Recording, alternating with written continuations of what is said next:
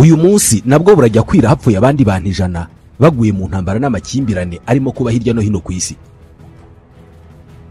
Ni imibare y'umuryango w'abibumbye. Abantu 100 b'abasivile badafite aho bahuriye n'ayo makimbirane, batigeze bayateza, ndetse bamwe muri bo batazi n'icyo abarwana bapfa. Aba ni abasivile gusa b'abaturage, ushyizemo n'abasirikare bagwa mu ntambara, uyu mubare watumbagira cyane.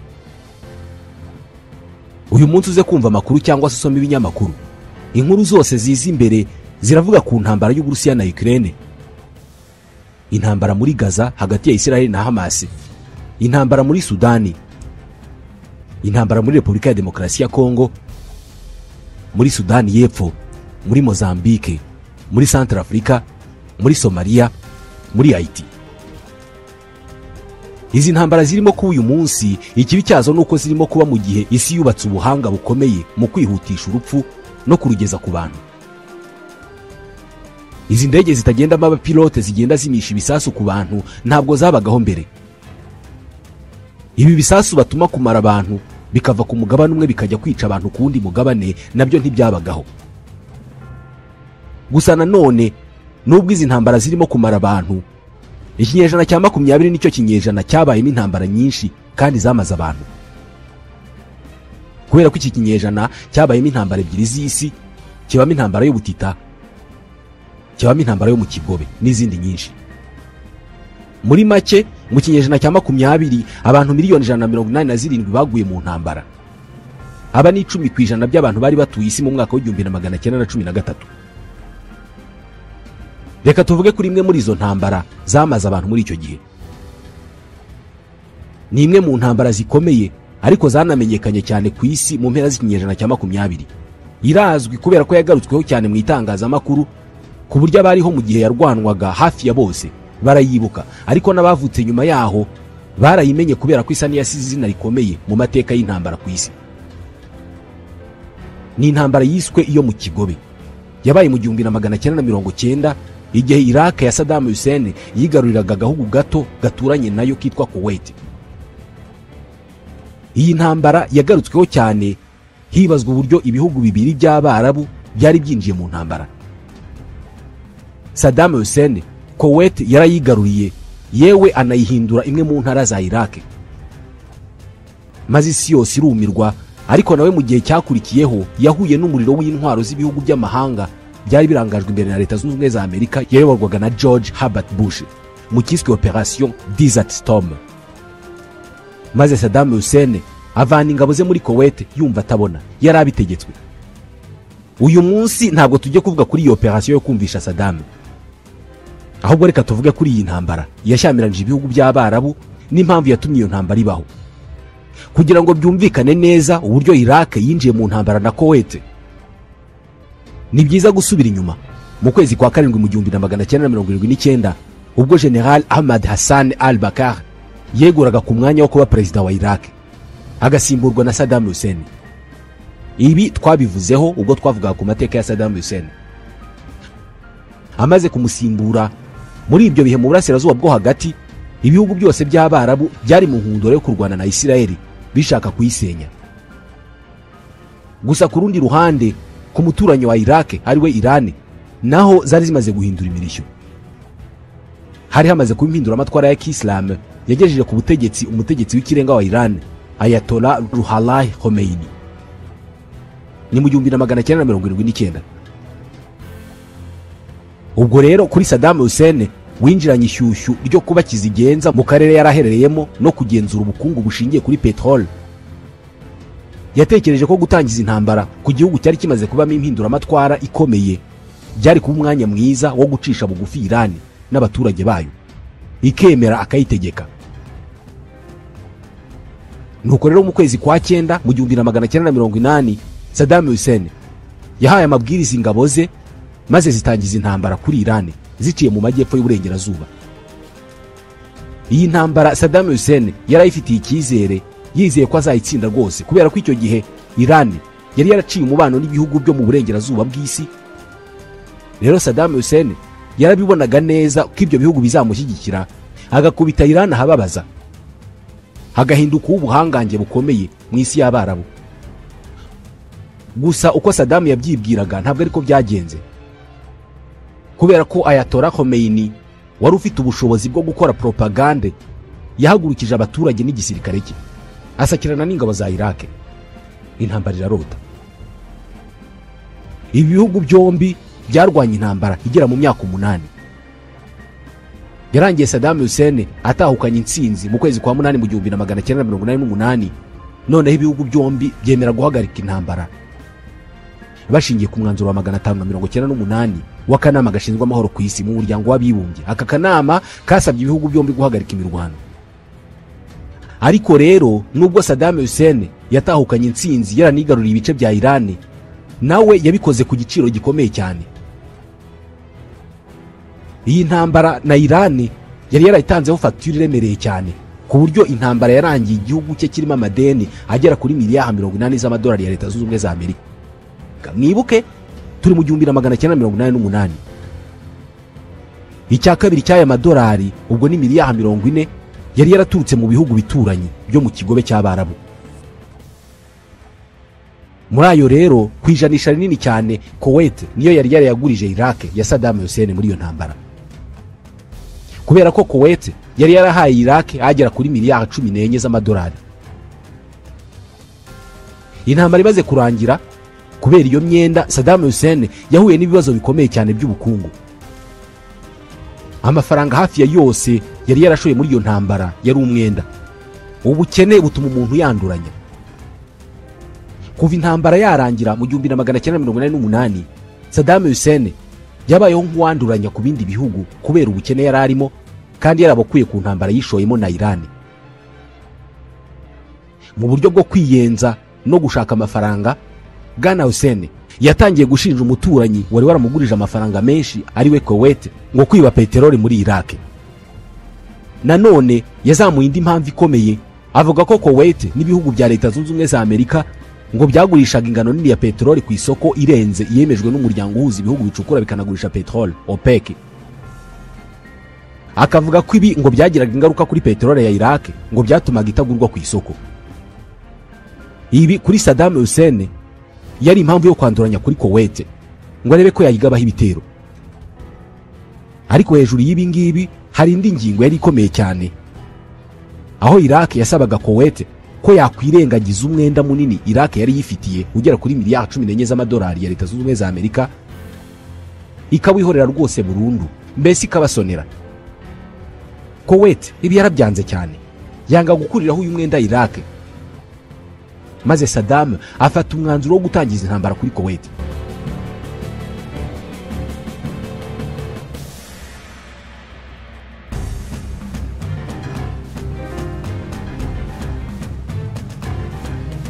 Mu mibare ye yifuzaga kwigarurira Kuwait akayomeka kuri Iraq.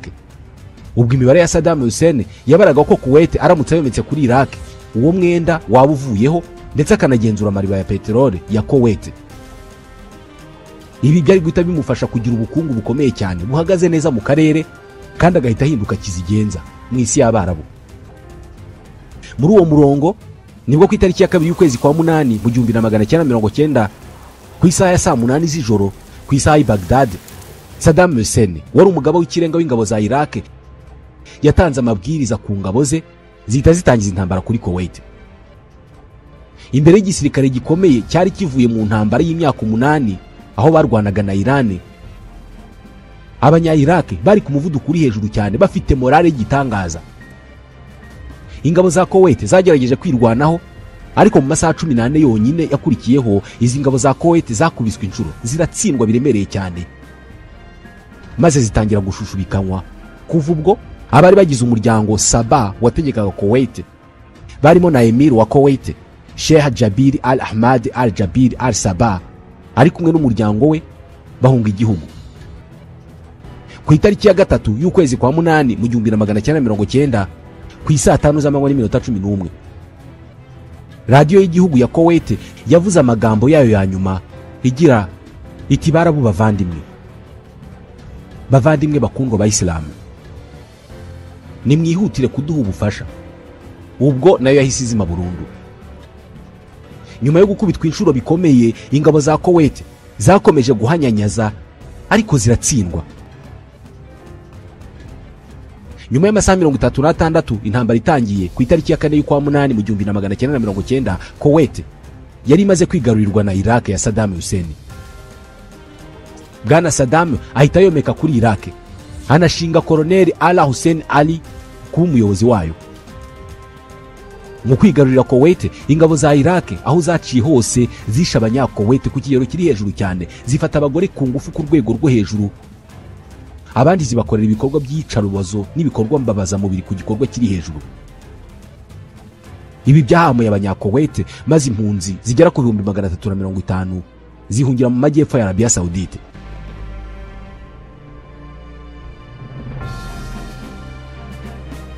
Ku itariki ya 10 y'ukwa munani, leta ya Iraq yahaye igihe kigera ku byumweru 2 ibihugu byose byari bifite za ambasade muri Kuwait kuzifunga bakajya Baghdad, kubera ko Kuwait yari yamaze kuba intara ya Iraq. Ku itariki ya 28 y'ukwa munani, igihangange umutegetsi wa Iraq Saddam Hussein iki gihe yatangaje isi yose ku mugaragaro ko Kuwait ibaye intara ya 19 ya Iraq.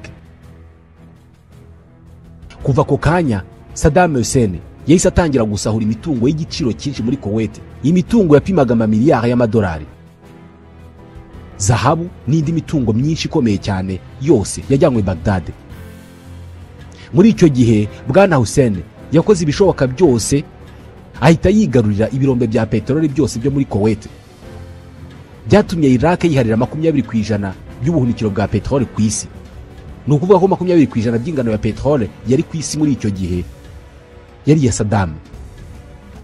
Umuryango w'abibumbye wasaga n'uwifashe mapfubyi, wabuze icyo ukora. Nyuma wafashe umwanzuro wo gushyiraho ibihano kuri Iraq, ibihano byo kudakora ubucuruzi na Iraq mu rwego rwo kurinda imitungo y'igihugu cya Kuwait. Umuryango w'ibihugu by'Abarabu nawo watoye umwanzuro wamagana kuba Iraq yari yigaruriye Kuwait. Saddam Hussein amaze kwigarurira iki gihugu mu buryo bworoshye cyane, yabaye nk'uryoherwa, maze ashaka kohereza ingabo ze kwigarurira na Arabia Saudite, kubera ko mu mibare ye yabonaga ko nigarurira na Arabia Saudite yari kuba yigaruriye 40% by'ingano ya peteroli iri ku isi yose. Yari kuba baye umukire w'igitangaza ku isi nzima. Yari kuba agejeje Iraq ku bushobozi bw'ubudahangarwa n'ishusho y'imbaraga nk'iy'abanyamezopotamiya bari barubatse umujyi wa Babylone bari bafite. Iyi Mesopotamiya niyo Iraq y'ubu. Saddam yahaye amabwiriza ingabo ze ngo zisatire Arabia Saudite. Igisirikare cye cyari cya gatanu ku isi mu bunini. Yari afite abasirikare bagera ku 950 n'ibikoresho byinshi. Ingabo za Iraq zikigera muri Arabia Saudite, umwami Fahad wa Arabia Saudite yahise ahamagaza amahanga ngo azamutabare. Nibwo yatumye ingabo z'ibihugu by'Abarabu batari bashyigikiye Saddam Hussein ndetse n'abanyamerika yarabahamagaye. Iyi ntambara President George Bush yayigiziye, yohereza division ya 82 y'ingabo zo mu kirere cya Leta Zunze Ubumwe za Amerika ngo zahoraga ziteguye. Ati nimugende muhondagure Saddam. Yohereje n'indege ebyiri z'indwanyi karahabutaka, ni indege za F-15 z'igisirikare cyo mu kirere cya Leta Zunze Ubumwe za Amerika. Saddam Hussein yahise abona neza ko atarwana na Arabia Saudite, ko ahubwo yabagiye kwiyatsaho umuriro w'abanyamerika n'inshuti zabo, maze areka cyo gutera Arabia Saudite. Iki gikorwa cya gisirikare cyo kuza gutabara Arabia Saudite nicyo cyahawe izina rya Operation Desert Shield.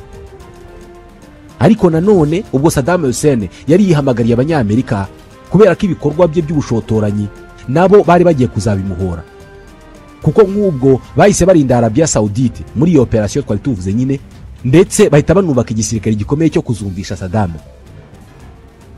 Iki gisirikare kinini cyari gihuriyemo ibihugu birenga 25, byose byohereje ingabo zabyo kugira ngo habeho gutabara Kuwait.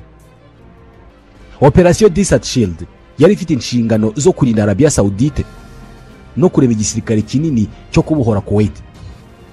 Iki gisirikare mu kukirema ku ikubitiro Leta Zunze Ubumwe za Amerika zohereje abasirikare bagera ku 240. Ubwo n'ibindi bihugu byohereza ingabo harimo n'Ubwongereza, Ubufaransa, Misiri, Canada, Syria, Maroc, Bangladesh n'ibindi bihugu bitandukanye. ku rundi ruhande umuryango w'abibumbye wakomeje gusaba Saddam Hussein gusubira inyuma akavana ingabo ze muri Kuwait, ariko arabyanga. Ibi bihugu nabyo biramureka, bikusanya ingabo zihuriweho, ziriyegeranya neza, zirangajwe imbere n'abanyamerika, maze baramwitegura neza. Saddam Hussein we yakomeje gutsimbarara neza avuga ko atava muri Kuwait, maze ku itariki ya 29 y'ukwa 11 mu 1990 bituma umuryango w'abibumbye ufata umwanzuro wo gukoresha imbaraga za gisirikare mu kumwumvisha. Yahawe n'igihe ntarengwa cyo kuba yakuye ingabo ze muri Kuwait itariki ya 15 y'ukwa mbere mu 1991. Yaba atarahavana ingabo ze, izi ngabo zihuriweho zikamusukaho urusasu. Ibikorwa bya Operation Desert Shield byo kurema igisirikare no kurinda Arabia Saudite byavuye mu kwa munani mu 1990 bigeza ku itariki ya 15 y'ukwa mbere mu 1991. Umunsi ntarengwa wahawe Saddam wari ugeze. Uyu nawe yakomeje gutsimbarara, yanga ko ingabo ze ziva muri Kuwait.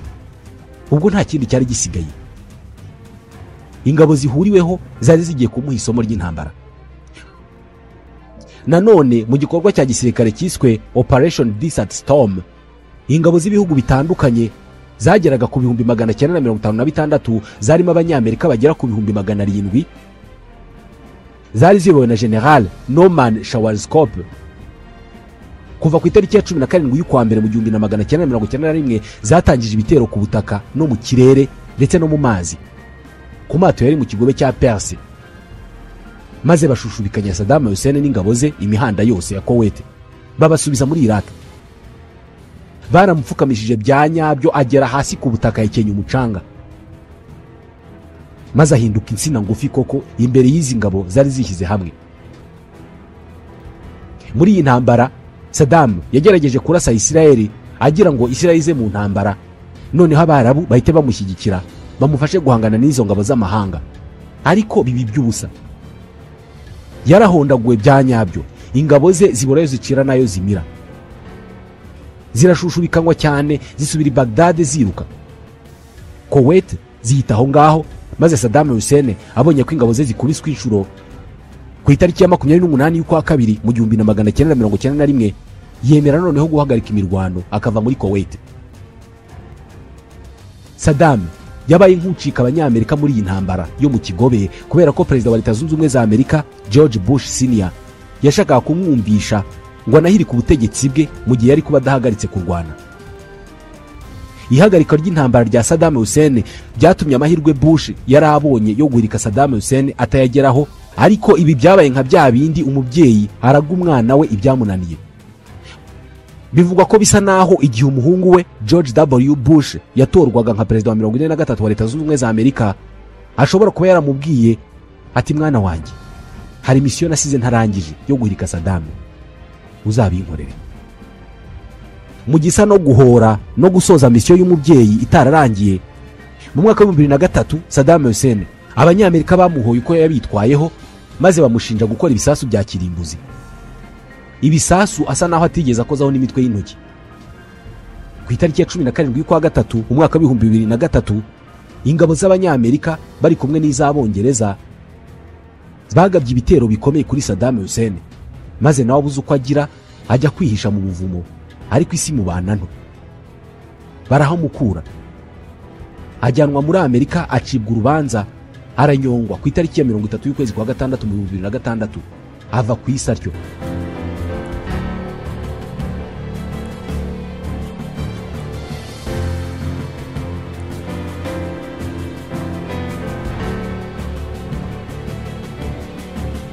Bisa naho umujinya abanyamerika bagiriye Saddam Hussein wo gusa n'ubirataho ntabumve ngo arekure Kuwait ku neza, bakarinda bazana ingabo zabo zikahashirira barwana nawe, batigeze bawushira. Biyemeje kuzabimuryoza. Ibisa na bya bindi by'uko ifunguro ryo guhora riribwa rihoze. Kuri benshi amakosa ya Saddam Hussein yo gutera Kuwait niyo yamuviriyemo ibibazo byose yahuye nabyo kugeza apfuye, kuko ngo umunsi atera Kuwait nibwo yasenya hazaza ha Iraq, ku buryo iyi ntambara yo mu kigobe ariyo yatumye ubu Iraq ari igihugu gisa n'ikitariho, cyasenyutse bikomeye cyane, kikaba gisa n'igihuru. Ibi birasa n'izindi ntambara zose. Inyinshi mu ntambara zirwanwa ku isi abazitangiza bahera ku mpamvu za kera z'uko hari ibitararangijwe mu myaka ya kera. Nguko uko intambara z'isi ziteye. Mwakoze cyane. Ni naha dusoreje iyi ngingo, tubashimira kuba mudasiba kudukurikira.